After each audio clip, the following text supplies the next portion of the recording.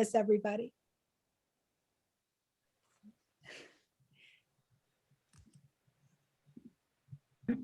Oh, hello, everybody. Welcome. We're so glad you can join us today. We'll let a few more people in. My husband always says I start too quickly after we start letting everybody into the Zoom house. So I'll stall for time. We're very excited about today's talk because there has been so much cruise news just within the past few days.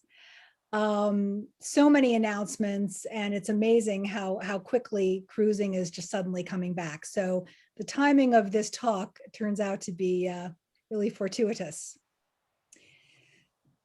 Okay, well, why don't we go ahead and get started. I'm Wendy Perrin with WendyPerrin.com, and we are so thrilled to have you here joining us today. And boy, are we thrilled to have three of the most knowledgeable people about cruises whom I have ever known.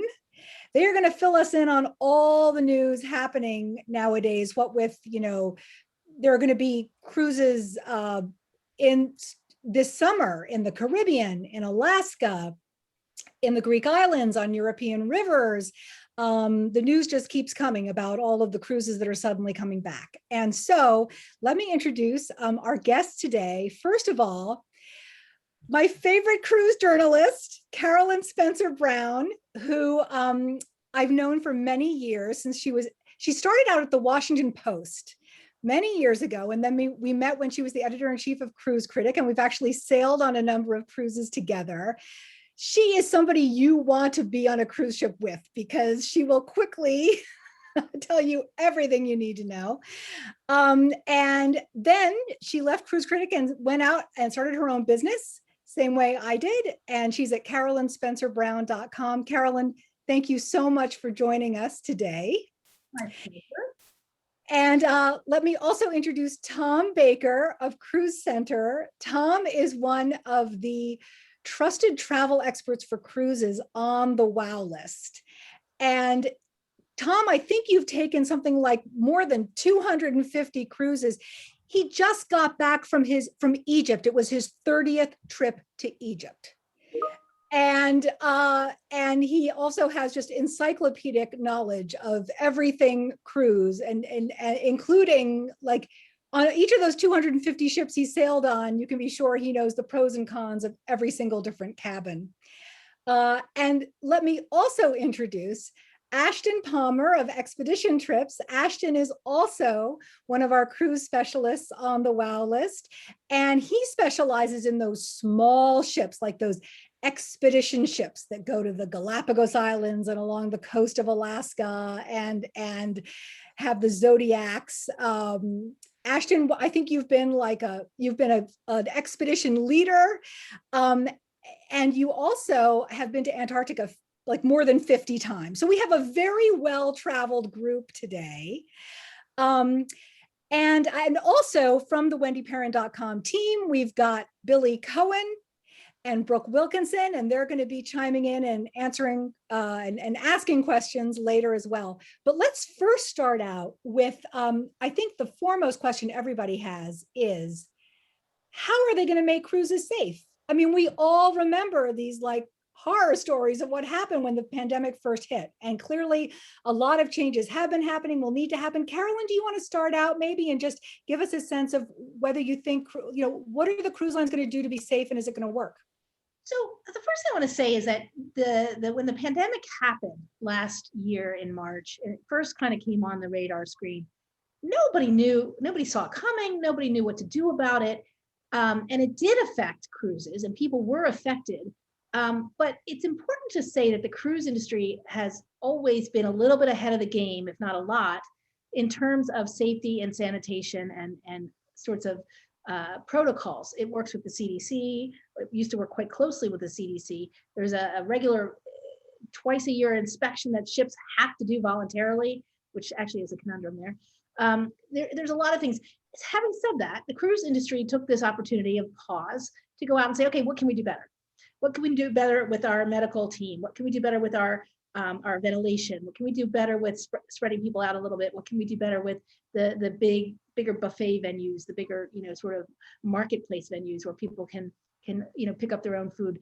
And so they've really had time to not only look at that, but also to look at how to be safer in port, how to be safer at embarkation. I mean, every policy you can think of has undergone scrutiny just to make it a little bit more safe than ever before. Great, thanks. And Tom, would you like to tell us how do you think how will the cruise ships be safer? Well, I agree with Carolyn. I think the industry, because it has been under the scrutiny of the CDC, has taken above and beyond steps.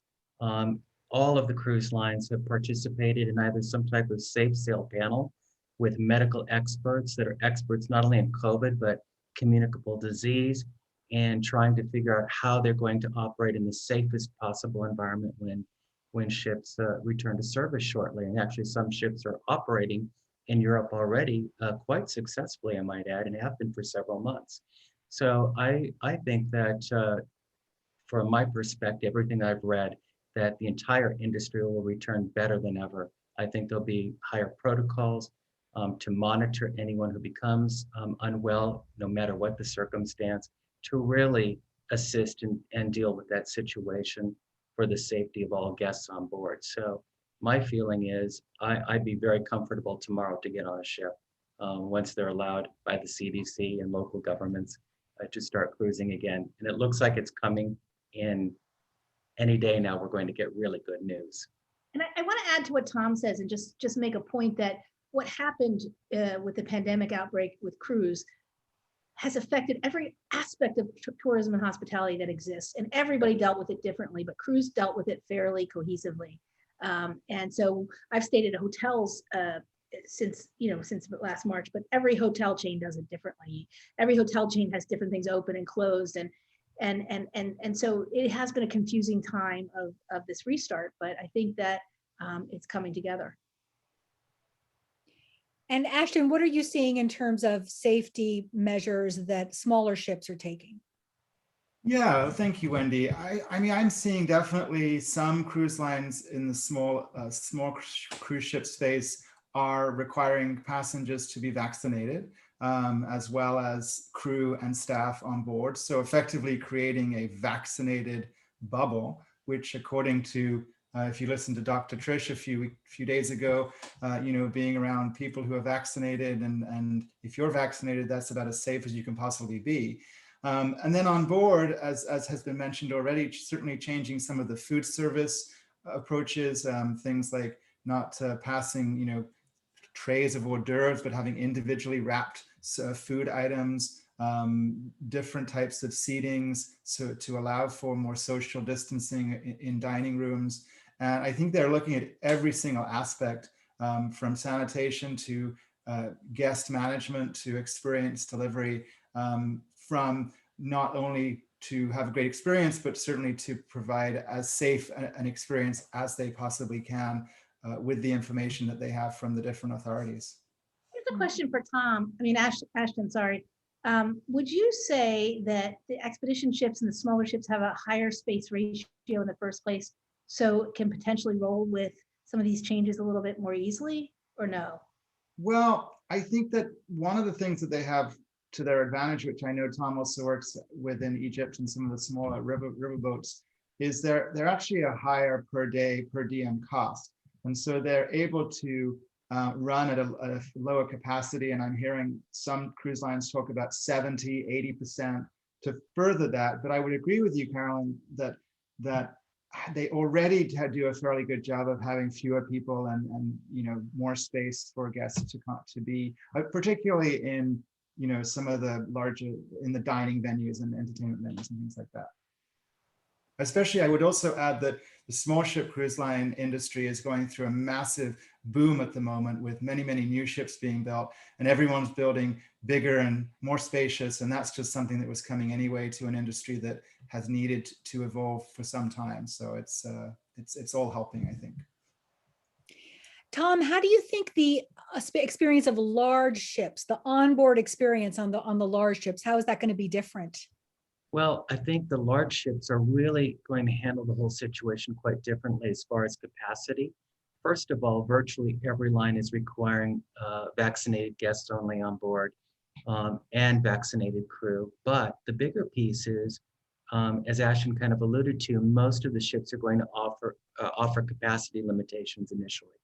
So we're looking at probably ramping up, starting at 20 to 60%, depending on the cruise ship. And then maybe towards the end of the year, if things improve, going up towards 80%.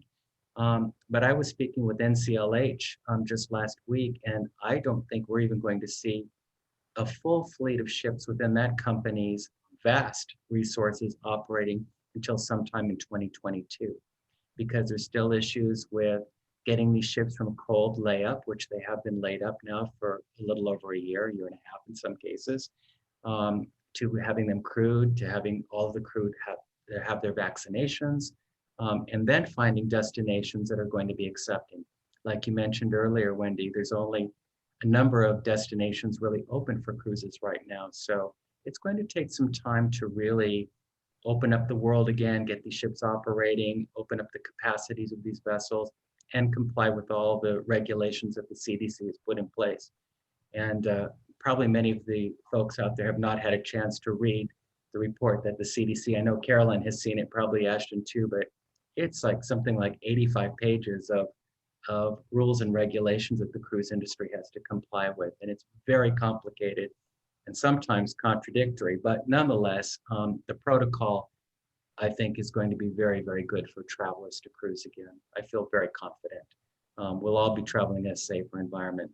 But that leads me to 2022, 2023, which is, Ashton said, business is booming for those years.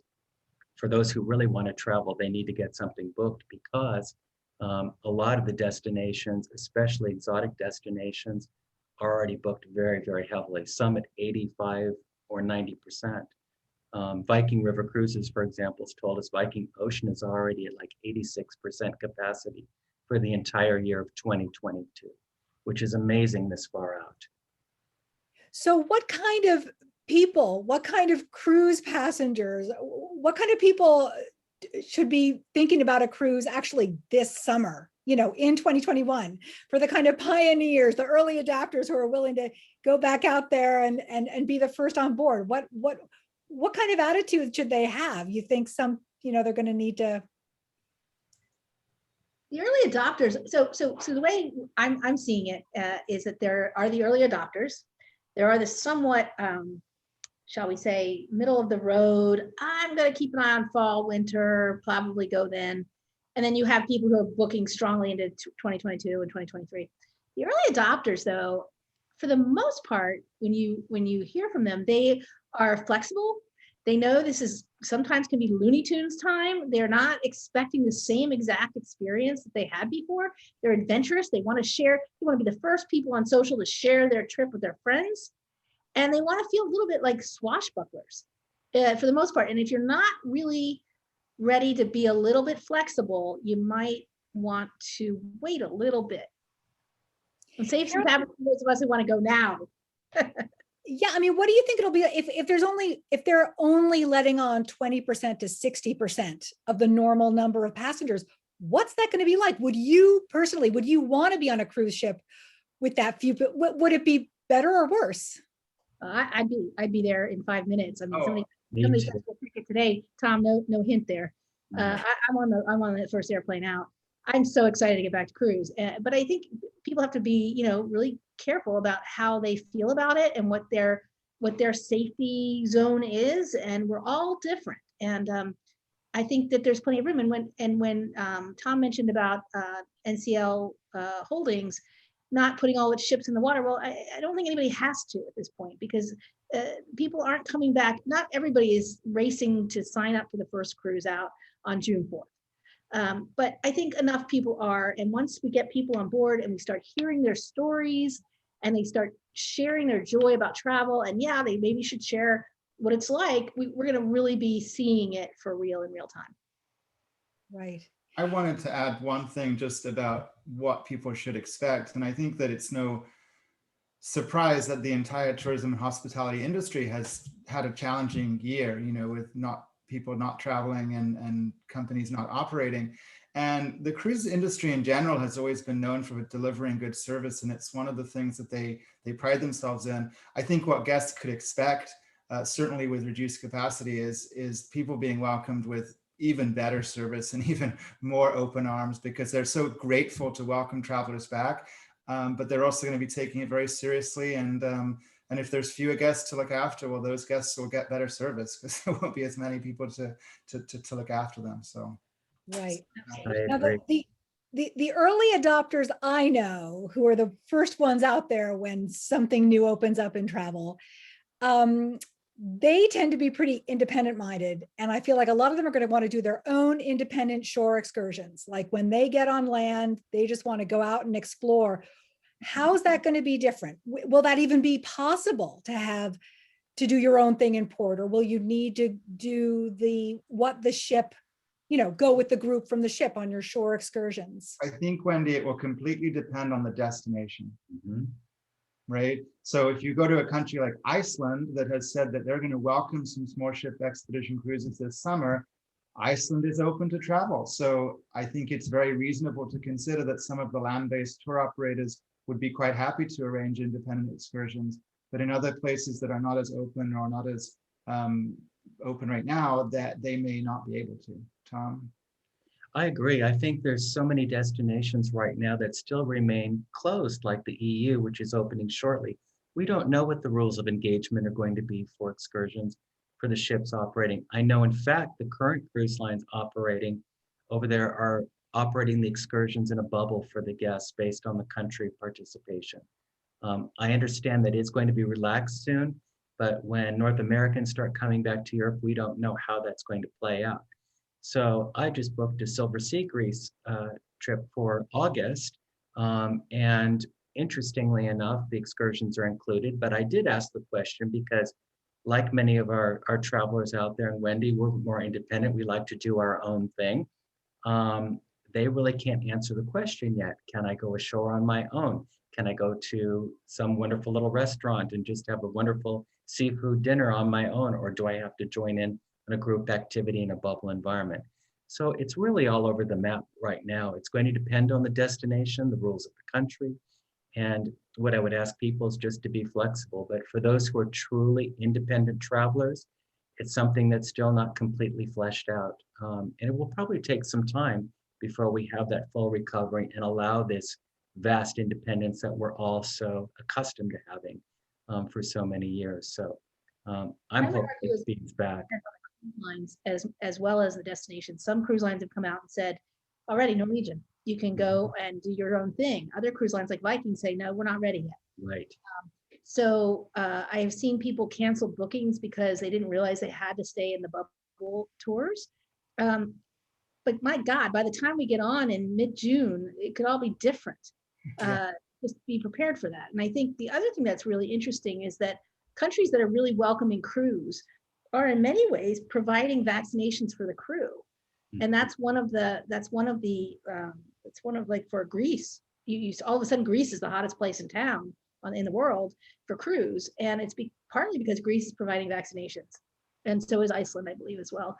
So once more people are vaccinated, ships are fully vaccinated, I think you'll see a lot more flexibility.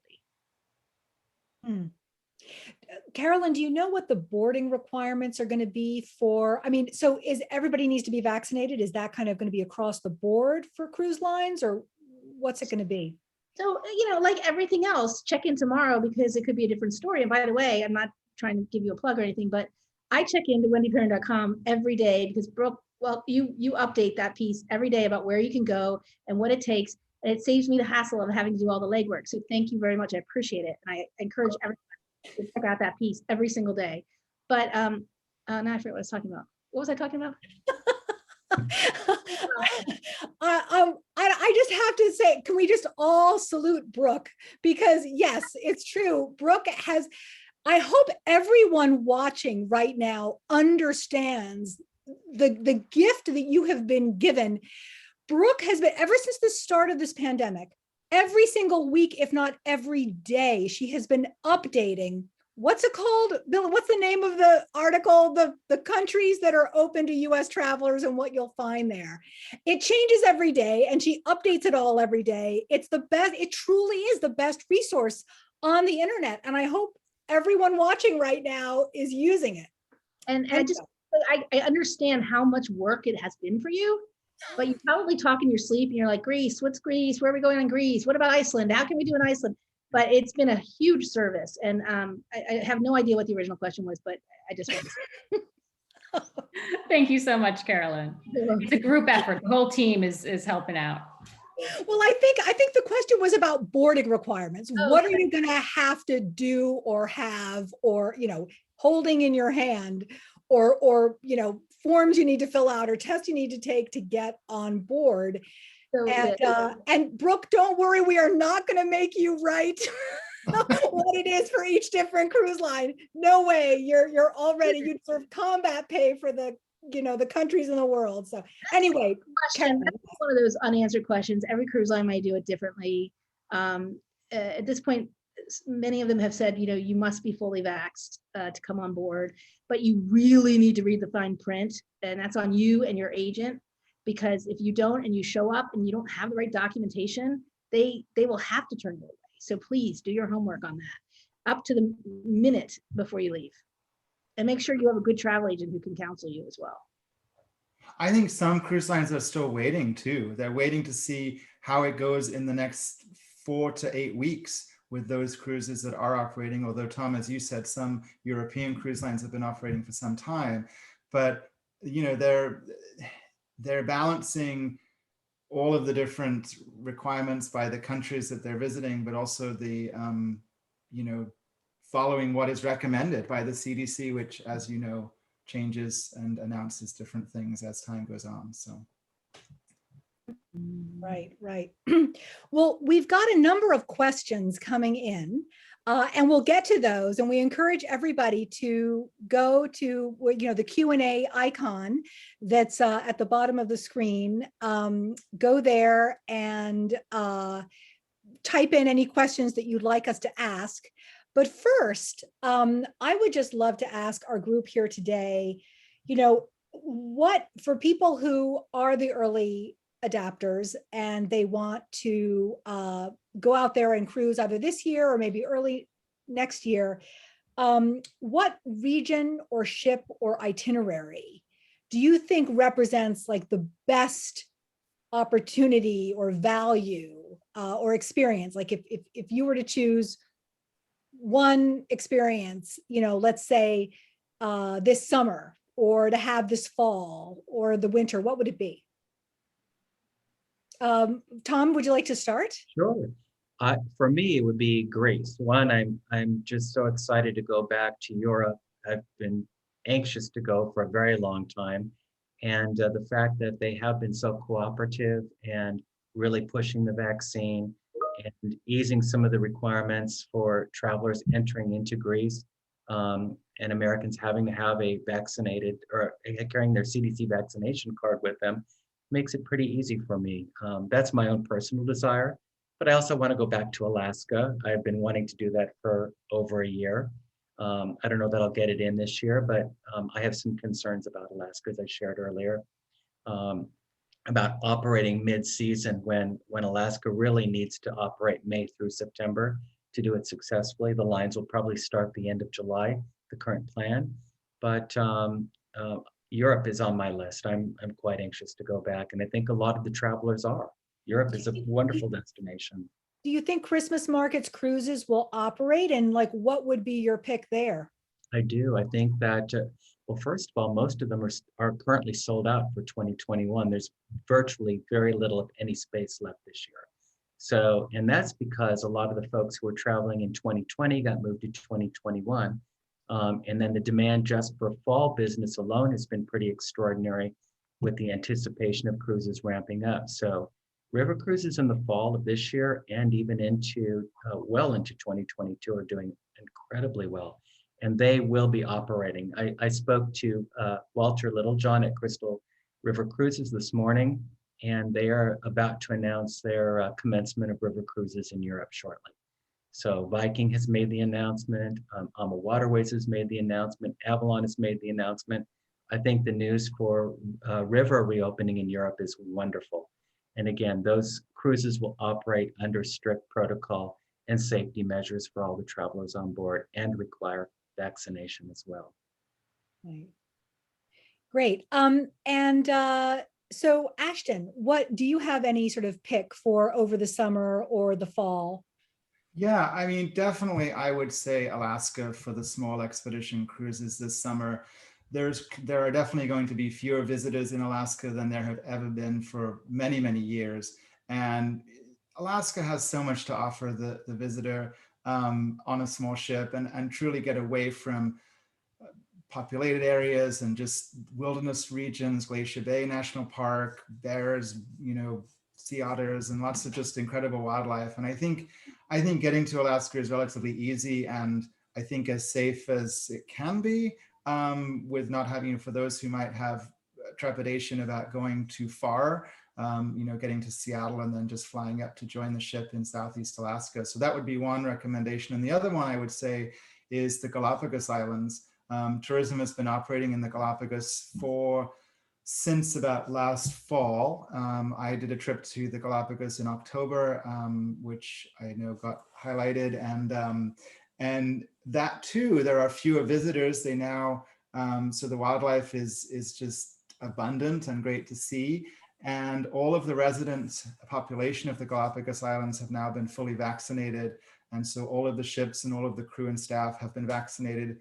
And I think that offers, a great opportunity. I should mention that Silversea is launching a brand new ship, the Silver Origin, there in the summer. And it's one of the most spectacular ships that has ever debuted in the small expedition ship segment. And very excited, 87 crew, 100 guests. And I think will just be another great opportunity to get out there. Great. And Carolyn, I can't wait to hear what your pick would be for best ship or itinerary or region for this summer and for the fall and for the winter. What would you choose? Well, first, let me just say I'll go anywhere. I'm not picky. I am so thirsting for adventure and a new change of scene. But what surprised me about myself is I've never been particularly driven to go to Antarctica. One, it's a long trip. I can't take the time. You're kind of out of touch. But something about the pandemic has made me crave really silent spaces and really big spaces. And I think if I get my dream cruise for this year, the end of the year, I really want to go to Antarctica. I just really feel like I want to breathe and reboot. Yeah. Cool. And if you were to go somewhere this summer, where would it be? Well, we're already going somewhere, thanks to Tom Baker. When Viking put its round Iceland cruises on sale, I called him like 10 minutes later and said, you better book this because it's going to go. And it did. And we were glad. And I've been to Iceland a bunch of times, even outside of Reykjavik, but my husband hasn't been a whole lot. And we're excited to try it. We love the Viking product. So we are really excited about that trip. I'm with Tom as well, where I'd love to go to Greece. And I'm going to concur with Ashton and say that Silver Origin, Silversea's new ship in the Galapagos, really looks very sort of glam and also kind of takes the Galapagos to a new level, I think, in terms of both enrichment and programming and also just being comfortable and feeling really pampered, which I think we all could use a little of right now. Yeah, that's for sure. Great. Okay, well, why don't we, should we start looking, Brooke? Are there some interesting questions that have come through from our viewers? Yeah. So there are a number of questions. I think Carolyn touched on this a little bit, but there have been a number of questions about it. So I think I just want to go back for a moment. A lot of people want to know about mandatory vaccination requirements. What will their CDC card work? Carolyn, can you speak again just about what people will need to get on board? Again, I think it's going to change, but from every cruise line. Interestingly, I didn't know this. My husband called me today and said that Walgreens, you can actually access your vaccination record and print it out kind of officially. And that I didn't even know about that. So I think that's a good step over the paper card that anybody could probably reproduce. I think it's just gonna, I think once we get people on board, we'll have a better sense. I would assume that for the time being, vaccination is going to be required for most cruise lines. I think the challenge is the whole children issue. So for family focused cruising, what is the age for kids and when can they go? But I think for the most part, if you're planning to cruise, you should plan to make sure you're vaccinated, just for the safety's sake. Does that answer the question? I think as well as anyone can, right now, it's all in flux. Someone asked if a guest is fully vaccinated, will another negative COVID test be required? Are cruise lines also requiring that people produce a negative test? And this traveler pointed out, if you're doing a little bit of traveling on land before you board the ship, it might be difficult to find a testing site in the foreign country.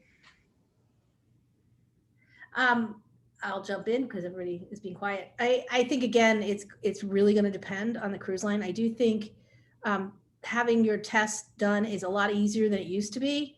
And so there are ways you can get testing sent to your home. There are cruise lines that are sending portable tests to you.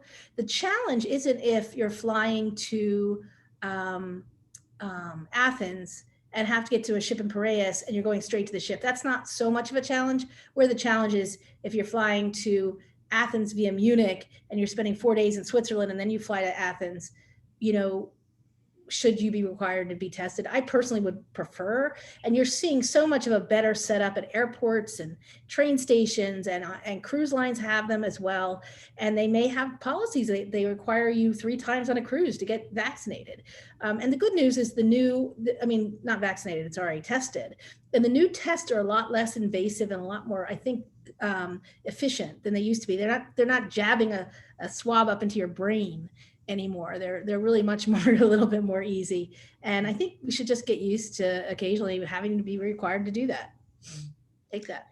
Tom and Ashton, what about masks on board? What are you hearing the policies are likely to be for that? Well, I'll start with that. I think that based on what the CDC has said, that masks are going to be greatly reduced as far as requirement to wear on board.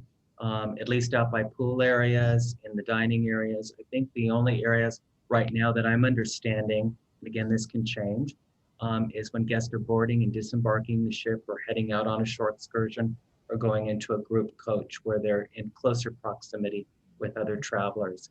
But it looks like the whole mask issue is being greatly reduced from its original requirement to almost be wearing a mask all the time, which nobody was really willing to accept for a fully vaccinated traveler. So it's kind of a moving target, to be honest with you. But I think by the time the ship starts sailing and once we hear more from the CDC in coming days, people are going to be very happy with what we're hearing. The cruise line executives are all beaming with joy. So this is telling me that there's really some good news forthcoming, but we'll see when it all plays out in coming days as the big announcements for the startup in June already will come to play. And I would also add that plan to pack a couple of masks. I mean, and pack comfortable ones. You may feel safer in some situations. If you feel safer wearing a mask, put it on. That's perfectly okay, even if you're not required to. Yeah, and I would concur with that, Carolyn. Having masks that are comfortable, that, if you do have to wear them, if it's a warmer climate or something, just, plan ahead, because things might change too. Exactly. One viewer asked about cruises to Alaska, which in the past so often included stops in Canada. Ashton or Tom, you both do both kind of the opposite ends of the spectrum, the large ships and the smaller expedition ships. Tom, maybe you can talk, since it's the larger ships that typically touched Canada during their trip. How is that going to work now that Canada is not allowing cruise ships in their ports, as I understand it? Well, I think and thank you, it's a great question, Brooke. A lot of the clients probably won't even really know the difference. I mean, the cruises now will operate Seattle round trip, which is incredible. It's something actually that we have asked for many years. I don't know how long this legislation will last, but I think it's a good thing. This now bypasses a very complicated act. I won't go into it, back from 1886 that has been in play. Most travelers aren't even aware of it, but it required all ships to stop in Canada. So of course, we'd love to go back to Canada and we'd love to be with our Canadian friends. And I love sailing out of Vancouver or even having to stop in Victoria. But to get the cruise industry started, to have a sailing round trip out of Seattle is a wonderful thing, even as late as it'll be in July and August of this year and September. It's going to be a good thing for travelers. And the itineraries look delicious on both the large ships and the small ships that'll be going. But it's not going to be a lot of ships traveling to Alaska. That's one thing I want to point out. It looks like maybe we might see a dozen big ships, and typically we'd have 50 or 60 large vessels sailing in Alaska. So it's going to be a very limited capacity. And just based on what Royal Caribbean told me yesterday, that the initial bookings on Friday, Monday, and today are just through the ceiling for Alaska alone. So the pent-up demand, and Wendy, we talked earlier about people wanting to travel and that great sense of adventure, people are really willing to go even now. I think being cooped up for a year and a half, they're just anxious to go somewhere, and a cruise is enticing in Alaska. In the summertime is a beautiful place to be, as Ashton said earlier, for all those wonderful reasons, the wildlife and fresh air and good scenery. So I don't think there's a real impact at just having that Seattle round trip right now. We'll welcome Canada back when they're ready to have us. And Ashton, many of the small Hopefully. expedition ships already started in Alaska. Is that right? Correct. Yeah. So they already originated in Alaska, Southeast Alaska. So you would fly from Seattle to Juneau or Sikora, one of the other cities, and board the ship there. So yeah, I think that Alaska is a great opportunity this year. And as Tom mentioned, many people are very eager. One thing I also wanted to just add, and I think it's important to say that nobody can make assurances that something is 100% safe or anything like that. I think that every avenue of hospitality is doing what they can to take the precautions to make it as safe as they can with what they know. But I do think, both with the experience that the cruise industry has and also the fact that they're taking such measures as requiring everybody to be vaccinated, I think that seems to me to be providing a venue that is as safe as it could be, and certainly different than a hotel or a resort where staff and people are coming from here, there, and everywhere, and you don't necessarily know that everyone is vaccinated. So I think a lot of work is going into making it safe as they can. Tom, you mentioned how few ships are going to Alaska compared to previous years. A viewer asked, with so many cancellations last year, how much inventory is available for new cruisers versus space taken up with rebookings? Anyone have any guidance about, are there certain destinations where there's more availability that people should be thinking about, or things to keep in mind, and where you'll find availability in the coming months?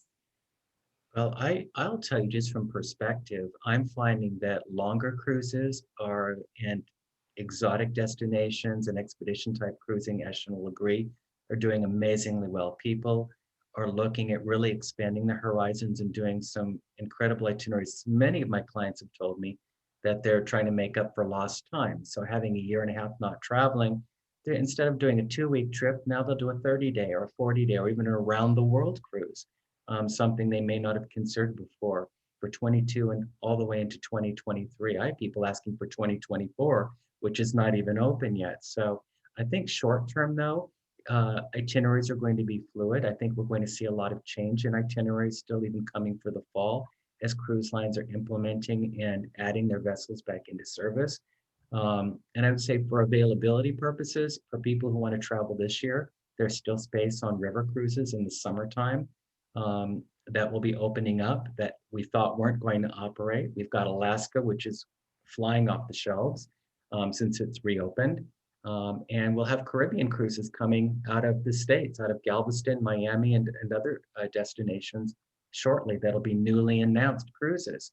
So most of those sailings had already been postponed or canceled. So people who have future cruise credits will probably want to take advantage of some of those opportunities once they open, if you're feeling up to it. But if not, I will tell you, 2022 is just going crazy for bookings, and people really need to think about what they want to do and not just sit around and wait. Also, interestingly enough, what I'm seeing is pricing is inching up. It's not coming down. in 2022. So people keep saying, well, the cruise lines have been closed for a year and a half. The deals are going to be unbelievable. And while they may be short term, I'm talking in the next few months because it's a ramp up period as the industry is restarting. I will tell you, I watch sailings every day. And in 2022 and even 2023, I'm seeing huge price increases. I'll give you an example. Norwegian Cruise Line just announced a wonderful new vessel called the Norwegian Prima, which will be coming out in 2022. And already on many of its sailings to Iceland, Europe, and even Caribbean cruises, prices have gone up $300, $400, $500 per person on same cruises that were initiated just a couple of weeks ago. So, and that's all based on supply and demand, not greediness of the lines. The space is filling quickly. So I do encourage people to talk to your counselor, give us a call, and we'll guide you the best way we can before you're disappointed and can't find what you want. And actually today, I have another client who wanted Oceania for July of 2022. There are no balcony cabins at all on the cruise that she wanted, a 10-day sailing in the Mediterranean. So this type of behavior, I think, is going to continue. When you've got literally a year and a half, almost 2 years of an industry being closed down, that demand, once it reopens, is going to be just amazing, and it's manifested itself already. I'd like to also just comment on the expedition market. Carolyn, you mentioned Antarctica. It's a destination that we have a lot of people travel to, and certainly I've traveled to a lot myself as well. It's an amazing trip. You know, if we go back to the last 6 months or a year, I think there are about 60 expedition vessels operating around the world, most of those going to the Arctic and the Antarctic, you know, during their seasons.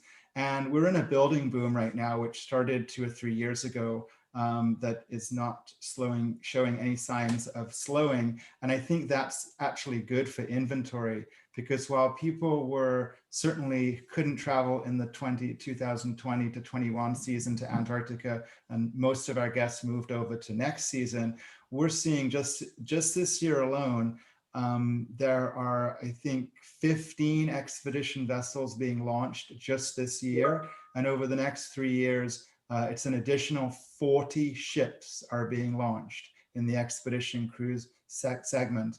And so I think that's actually helping inventory. There's a little bit more still, despite the lift and shift that we saw from last year.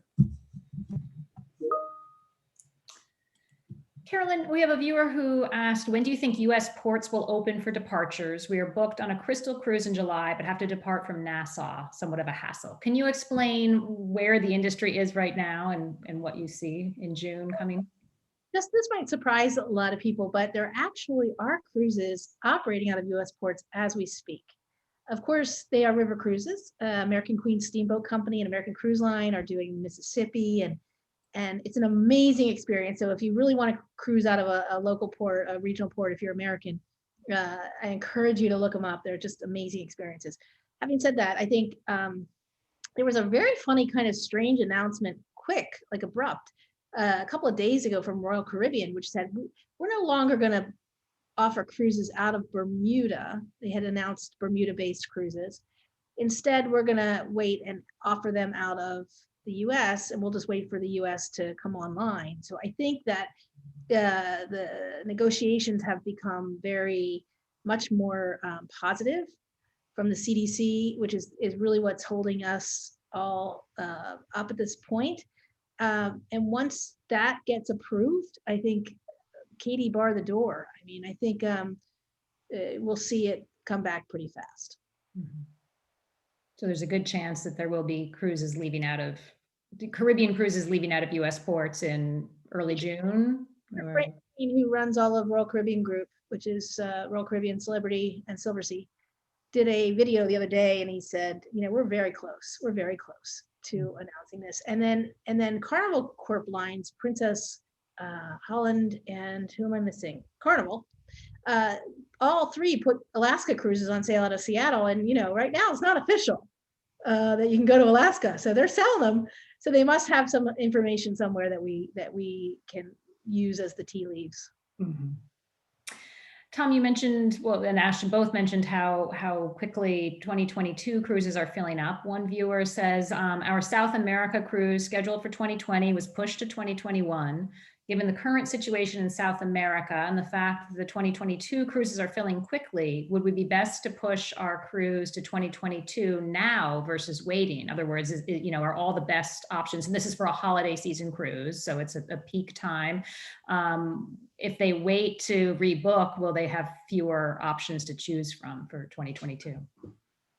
Can I talk about that? First of all, I would have reservations about South America specifically for 2021.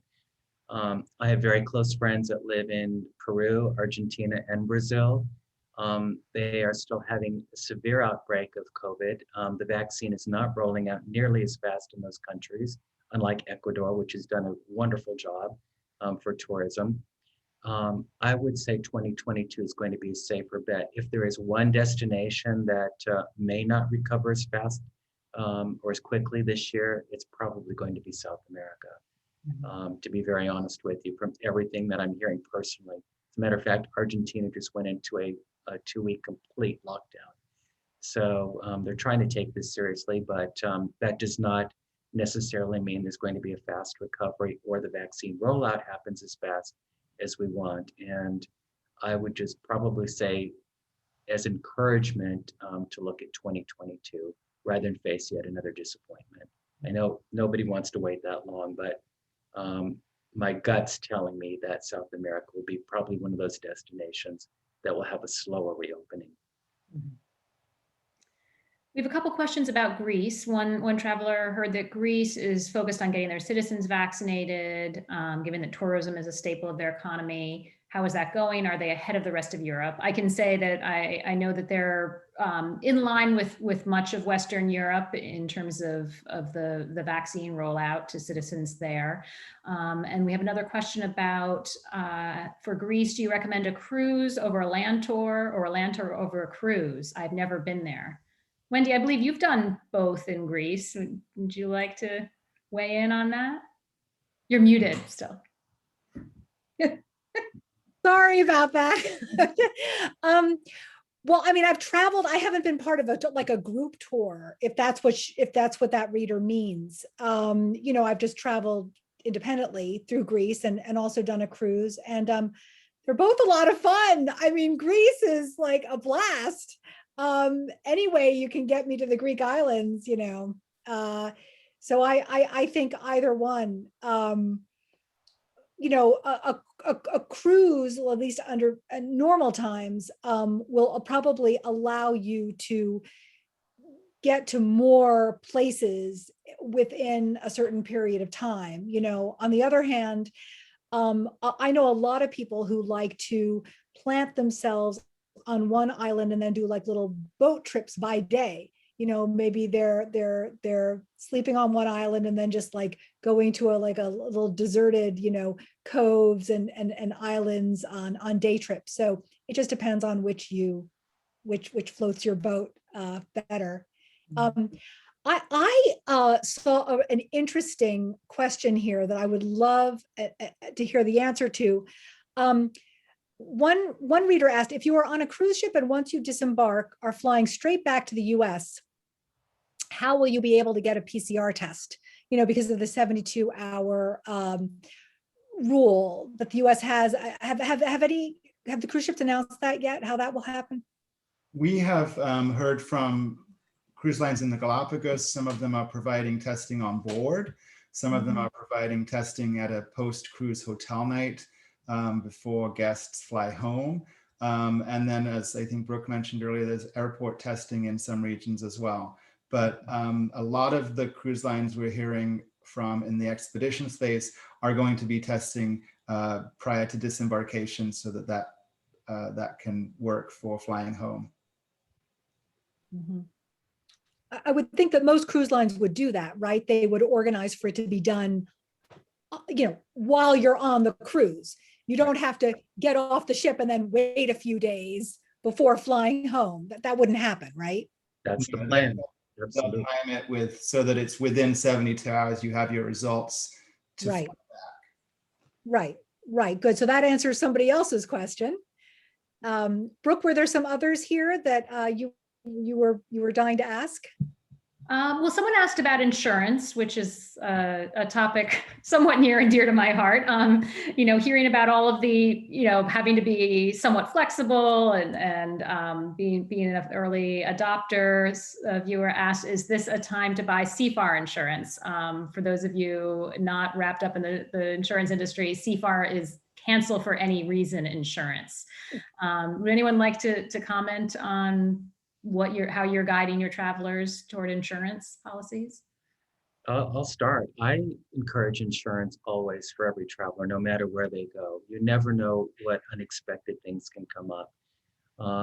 I've been offering a new insurance that I found recently called Seven Corners, and I think you all are familiar with that, Wendy, if I'm not mistaken, that does have COVID coverage, but I've purchased personally for every trip, cancel for any reason insurance, maybe because of the business I'm in. I never know what might come up. I own my own company, so perhaps something may happen where I have to stay behind and want to protect my investment. But I think it's an individual decision, really. Many countries, though, going forward, from what I understand, are going to require travel insurance. For example, I just went to Egypt, and 2 days prior, they sent me an email. Of course, I already had it, telling me that I had to have travel insurance to enter the country. So I had to show my proof of insurance as well as my COVID negative test on arrival. So I think it's critically important, especially now that we've been through this pandemic and this period, that travelers have insurance. And it very well may come down to becoming a requirement in many cases for people to travel overseas based on individual country needs. So as we're evolving and going through this, we will outlay the rules. I've got a large group again going to Egypt in September. And again, I had to tell everyone insurance is compulsory. Some people were not too happy about that, but that's the lay of the land as far as Egyptian government. So these rules will vary from country to country, but I think we all concur travel insurance is very important, especially now that we know what we've been through going forward.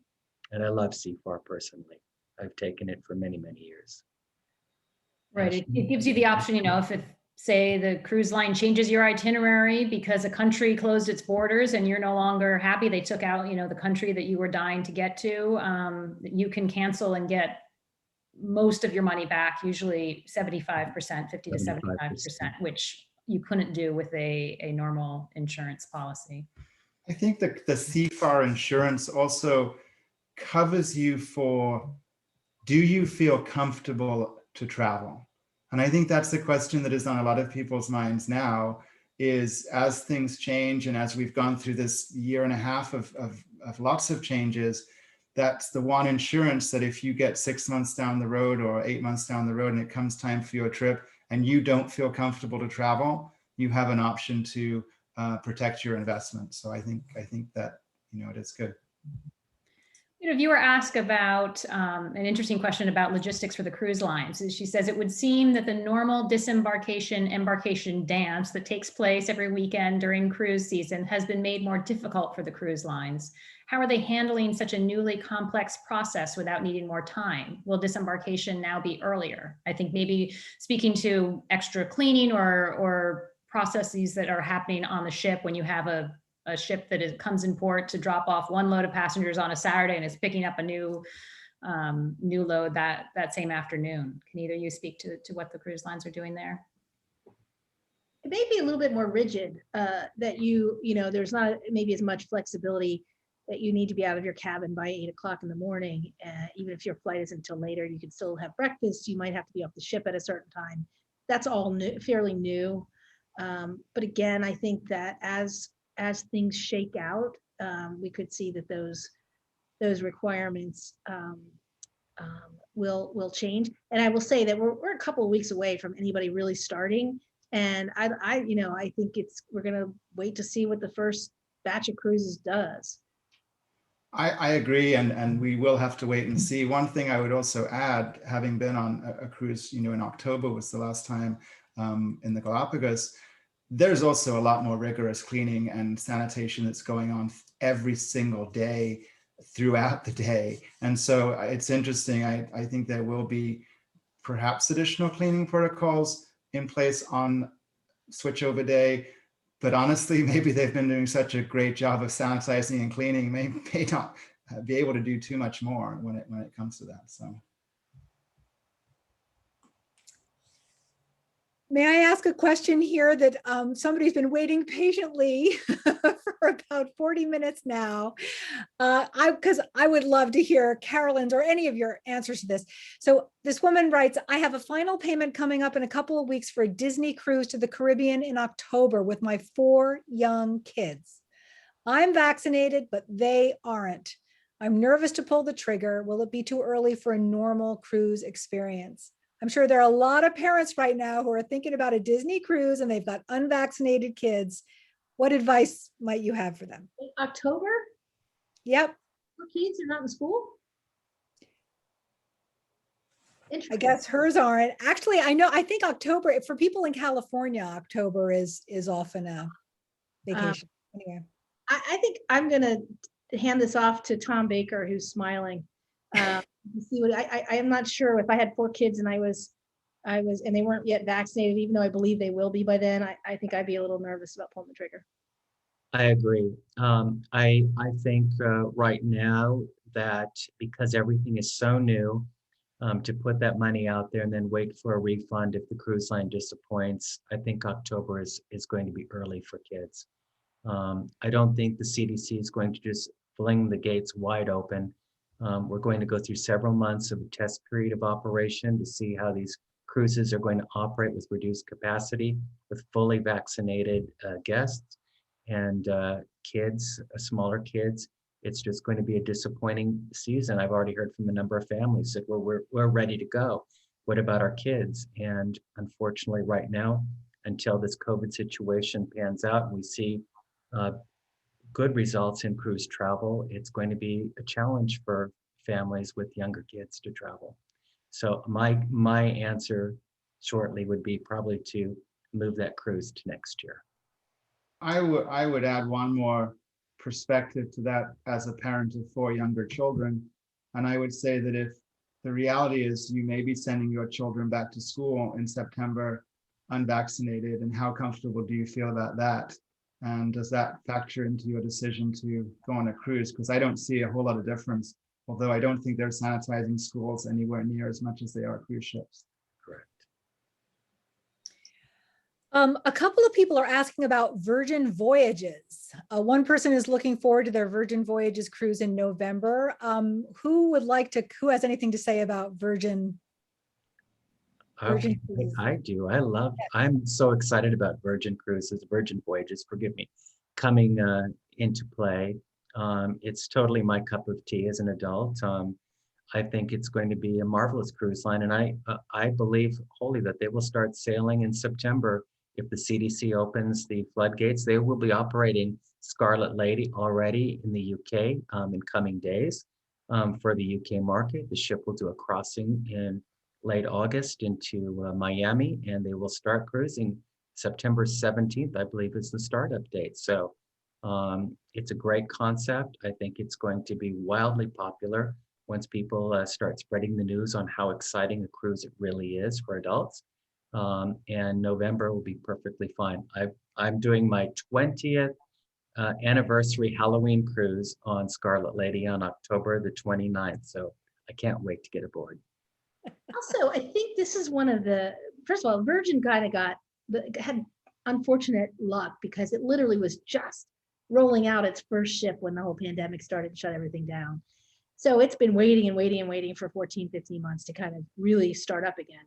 But what's exciting about Virgin and also about a cruise line called Atlas Ocean Voyages is that there are 2 new companies that are trying to create new and innovative experiences online, both of which are geared to adults and offer a little bit of a different kind of experience that you might get on a mainstream cruise line or a luxury line.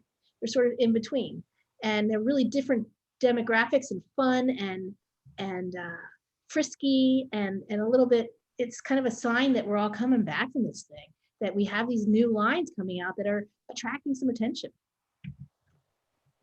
Where is Atlas Voyages sailing?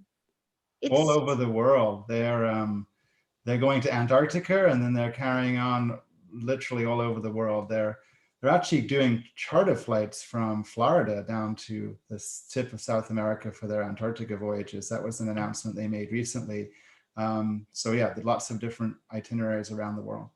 And it's a Miami-based company with brand new ships, and really focusing on the destination immersion experience. Mm-hmm. And they're fun and frisky on board.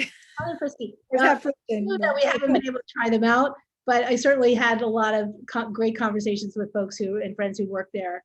And they have a very strong core of experienced cruise executives, and as does Virgin Voyages. So that's a little bit of frisson in the marketplace. I'm on the F words today. I don't know why. That you're seeing these new products come out that are really geared to a different sort of travel experience, and that's exciting. Right. It is exciting. Let's see, any other, maybe we can just take one or two other questions. Brooke, was there anything that caught your eye?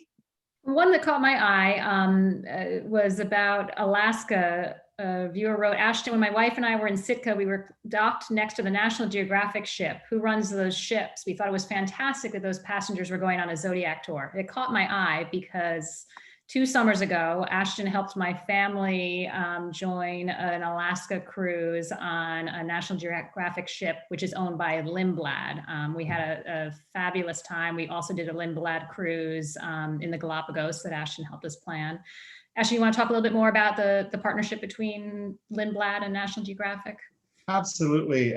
So Lindblad Expeditions is a company that I've worked with for over 2 decades, and they're wonderful. And they had always worked closely with National Geographic Adventures, which is a commercial arm of the National Geographic brand, if you will.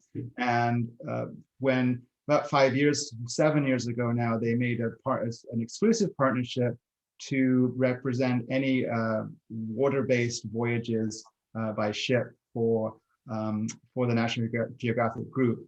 And so what that means is that they were able to rename their ships the National Geographic blank or Quest, Venture, whatever name you want to put next. They also have some onboard staff trained in photography and different aspects with certifications from National Geographic. And then on certain voyages, they also contribute to research and exploration that they can filter back to the National Geographic Society. So it's a partnership and affiliation. But overall, as Brooke, you mentioned, I mean, those trips are wonderful and they're just great to get you off the ship. I think that's the big difference between more traditional cruising, where the focus is a lot of times on board and the different features and entertainment. But in Alaska, the expedition cruises, it's about getting you in the Zodiacs, getting you ashore and really seeing the destination. So it's a great partnership, and it's a company that I work a lot with and recommend. Great. One, perhaps this might be the last question we get to today, is one viewer asks, many EU countries have higher COVID rates than the US. So I am concerned about traveling to and going off ship right now until more people are vaxxed. We can still get COVID, albeit we are not supposed to get real sick if we do. Can you comment on this? I would like to comment. I'm no scientist, but we interviewed renowned pathologist, Dr. Timothy Trish, as part of WOW Week a couple of weeks ago. Billy, if you could put a link to that article in the chat, because Dr. Trish, bless his heart, has been emailing it like every couple of days. He emails the latest statistics about what the science is finding.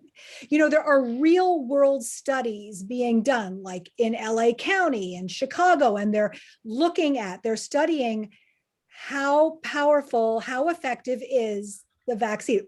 People who are fully vaccinated, what is their chance of getting COVID? And he is sending me studies that are showing your chance is 0.03% or 0.06%. These are real world numbers. The vaccines are so potent that your chance of getting COVID is extremely, extremely low. And so we have been adding those studies, those numbers, that data from the latest scientific studies. We've been adding it to that article. So I would encourage you all to go take a look and see what's being reported, what the science is, because I feel like a lot of the public perception and media focus is not necessarily on the latest science coming out each day. It's really fascinating. So we've run about 5 minutes over, but this has been such an interesting conversation. Do any of our guests have any last words of wisdom to share today? That's right. I I'll would say- say, Go ahead, just Carolyn. want to travel, you know, be careful of your comfort zone. If you want to travel soon, try to be flexible. I know it's not a lot of fun that you can't go off and explore on your own in many cases.